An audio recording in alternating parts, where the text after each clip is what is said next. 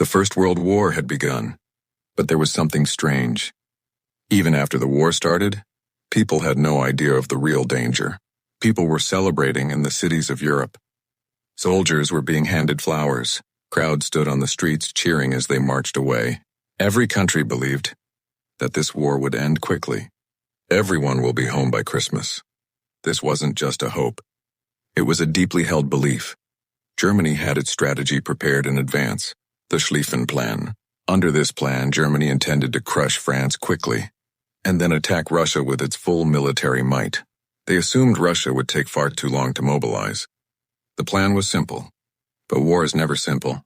Germany rapidly invaded France through Belgium, but Belgium fought back. Britain had also entered the conflict. The entire situation had changed.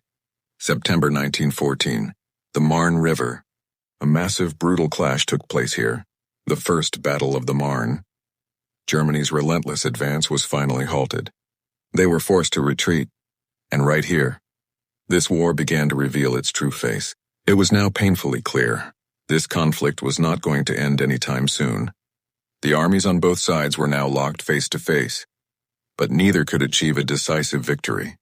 And this lethal deadlock gave birth to a terrifying new kind of warfare. Trench warfare. Soldiers began clawing into the earth. Endless labyrinth-like ditches were carved out. These trenches stretched for hundreds of miles, from the freezing North Sea, all the way to the Swiss border. The war was no longer fought in open, glorious fields. It was now fought from the bottom of these filthy scars in the earth. Between these opposing trenches lay a desolate wasteland. No man's land. This was a place where stepping foot meant almost certain death. Machine guns, snipers, relentless artillery, death waiting from every possible angle. The lives of these young men had been completely shattered. They lived in these ditches day and night. But disease, freezing water, and rotting corpses. This was their new reality. The men who thought they would return home as heroes in a few weeks were now trapped in a waking nightmare, a nightmare that was only getting worse. These trenches were not just holes dug into the ground. They had become the entire universe for the soldiers. A universe where stepping out was an invitation to be slaughtered. And staying inside was like dying a slow, agonizing death. There was constant, thick mud when it rained. The trenches would flood. Soldiers would often stand waist-deep in freezing, contaminated water for days. Because of this, a horrifying new disease began to spread. Trench foot. The flesh on their feet would literally begin to rot away. Infections would spread, and thousands had to have their feet amputated. But this was just one of the horrors. Rations were terrible. Soldiers frequently ate spoiled food. Clean drinking water was rare, and basic sanitation simply did not exist. But amidst all this misery, there was something else. Something that terrified the men in the dark. Rats. Massive, fearless rats. They swarmed through the trenches by the thousands. They fed on the bodies of the fallen, and then crawled over the faces of the living. Sometimes soldiers would wake up in the pitch black, with these creatures sitting on their chests, and sleeping was nearly impossible anyway. The endless crack of sniper fire, the earth-shattering explosions of artillery shells, the screams of the dying, and the suffocating fear of their own death. This wasn't just physical exhaustion. It was absolute mental torture.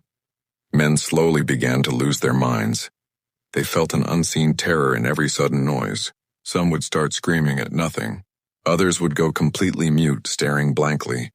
Some violently shook, losing total control of their own nervous systems. Later, the medical world would give this condition a name, shell shock. But in those muddy ditches, commanders just called it cowardice. Now put yourself in their boots. You are trapped in a grave, where death is hunting you every single second. You cannot sleep. You cannot eat.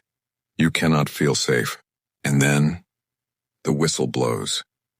The most terrifying sound on the Western Front. The order to go over the top. When soldiers had to climb out of their trench and sprint directly into no man's land. The exact second they exposed themselves, the enemy machine guns would open fire. In a matter of seconds, dozens of young men would be cut in half. But the generals, they ordered these suicidal charges again and again.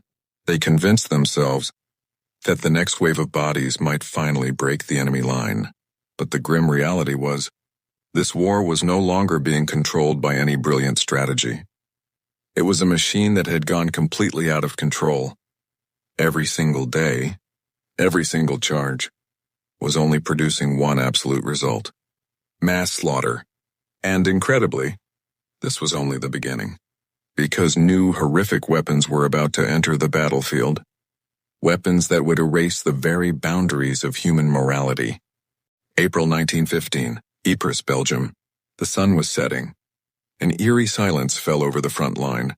Suddenly, a thick, unnatural yellow-green cloud was seen drifting from the German trenches. At first, the Allied soldiers were just confused. They watched it slowly roll toward them. They thought maybe it was just a smokescreen, but within seconds of it reaching their lines, the true horror was unleashed. Their eyes began to burn like fire. Their throats felt as if they were swallowing glass. Breathing became impossible. Men collapsed into the mud, clutching their throats, violently coughing up blood and fluid. This was chlorine gas. It flooded the lungs and essentially drowned a man from the inside out. Thousands of soldiers died, suffocating in unimaginable agony. Those who miraculously survived carried the scars and the nightmares for the rest of their shattered lives. The war was no longer just about killing the enemy. It had become an exercise in pure, calculated torture. But this Pandora's box was now wide open. Soon both sides were unleashing toxic clouds. Crude gas masks were quickly manufactured. But in the chaos of battle, they were a terrifying gamble. Then science delivered something even worse: mustard gas. This chemical didn't just attack the respiratory system. It burned right through uniforms. It blistered the skin. It melted the eyes, leaving men permanently blind. And the most sinister part, it was practically invisible and delayed its attack. A soldier might walk through an infected area thinking he was safe, only to wake up hours later with his body covered in agonizing, massive burns. The battlefield had evolved. It was no longer just a zone of death. It was a landscape of pure psychological terror. But gas was just one piece of the nightmare. Artillery had become terrifyingly massive. Giant cannons could vaporize entire grid squares from miles away. The drumfire bombardments lasted day and night without pause. The earth felt like an earthquake that never stopped. And with every deafening blast, men were buried alive or blown to pieces. You never saw the shell that killed you. The trauma of simply surviving under this barrage was breaking the human spirit. And if the ground wasn't terrifying enough, a new threat appeared above. In the sky, airplanes. At the start of the war, they were frail machines used only for taking photographs. But now, they were armed with heavy machine guns. Dogfights, planes violently hunting each other through the clouds, burning wreckage falling from the heavens. The war had expanded into a three-dimensional hell. Yet despite the gas, the tanks, and the planes, the bitter truth remained unchanged. The deadlock. No one was winning. Thousands of men were being fed into the meat grinder every single day. But the map of the front lines barely moved an inch. It was brutally obvious. This nightmare was far from over, and the darkest, most desperate chapters were still waiting to be written. By 1916, the conflict had shed any illusion of military glory. It was now an industrial slaughterhouse. Both empires were pushing their armies beyond the limits of human endurance.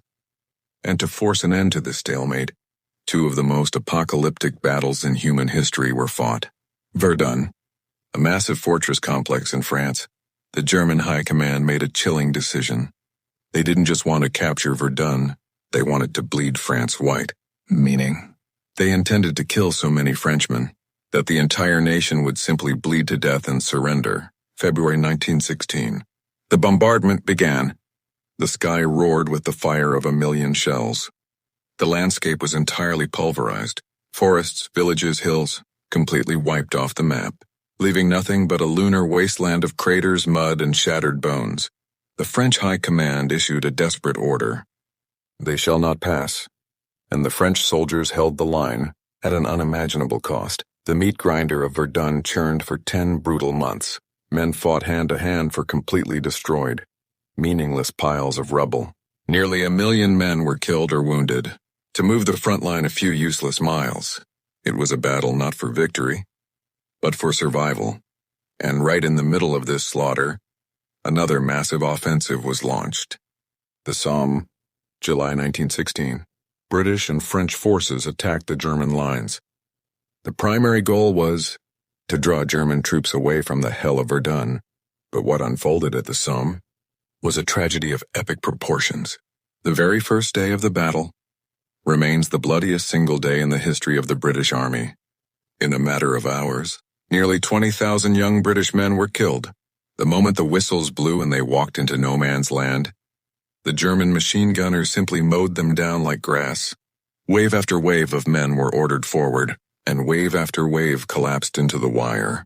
The general sat safely miles behind the lines, looking at maps entirely disconnected from the massacre. The Battle of the Somme dragged on into the freezing autumn. Over 1 million casualties on all sides, and the strategic situation remained completely unchanged. Human life had lost all value. It was just a mathematical equation of attrition. But amidst the despair of 1916, a strange, terrifying metal beast rolled onto the battlefield. The tank, used by the British for the very first time. They were slow, unreliable, and prone to breaking down. But inside their steel armor lay a glimmer of hope, a weapon that could finally crush the barbed wire and cross the trenches. But for now, they were too few to end the madness. The war remained firmly stuck in the mud. The death toll continued its terrifying climb, and the surviving soldiers, staring out over the rotting corpses in no man's land, asked themselves one haunting question: when will the world wake up and stop this? By the end of 1916, the grim reality was undeniable. Millions had been sacrificed. Whole generations had been wiped out. Yet victory was nowhere in sight. Verdun and the Somme had proven a devastating truth, that this war was highly efficient at producing corpses, but completely incapable of producing a winner. And then came 1917, the year the earth shook, the year that changed the entire trajectory of the 20th century. It started in the East. Russia. The Russian Empire was bleeding out. The Tsar's army was severely under-equipped and exhausted. Millions of Russian peasants had been sent to the slaughter. Many times soldiers were ordered to charge without rifles. They were told to simply pick up a weapon from a dead comrade once he fell. But the real collapse wasn't happening in the trenches. It was happening in the streets of Petrograd. Severe food shortages, freezing winters, massive inequality. The anger of the Russian people finally reached a boiling point. 1917, revolution swept across the empire. The streets filled with starving, desperate citizens. Even the Tsar's own soldiers refused to fire on the crowds, turning their guns on their officers instead. Tsar Nicholas II, the absolute monarch of one of the largest empires on earth, was forced to abdicate. The 300-year-old Romanov dynasty was erased in days, but the chaos didn't stop there. The provisional government tried to keep fighting the war, which paved the way for a radical, ruthless new faction. The Bolsheviks, led by Vladimir Lenin. Lenin promised the starving masses exactly what they wanted: peace, land, and bread. He seized power and immediately pulled the plug. 1918. Russia signed the Treaty of Brest-Litovsk with Germany, surrendering vast amounts of territory to finally exit the war. Suddenly, Germany had a monumental advantage. The two-front war was over. They could now take millions of hardened soldiers from the East and unleash them entirely on the exhausted British and French in the West. It looked as though Germany might finally break the deadlock, but they had made a fatal, arrogant miscalculation. The United States of America. For 3 years, America had watched the European slaughter from across the ocean, determined to stay out of it, but the German High Command changed the rules of the game. Unrestricted submarine warfare. German U-boats were ordered to sink any ship approaching Britain without warning, including civilian passenger liners and American merchant vessels. Hundreds of Americans were drowning in the freezing Atlantic. And if that wasn't enough to anger Washington, British intelligence intercepted a massive prize: the Zimmermann telegram, a top-secret message from Germany to Mexico. Germany proposed a military alliance if Mexico declared war on the United States. Germany would help Mexico reconquer Texas, New Mexico, and Arizona.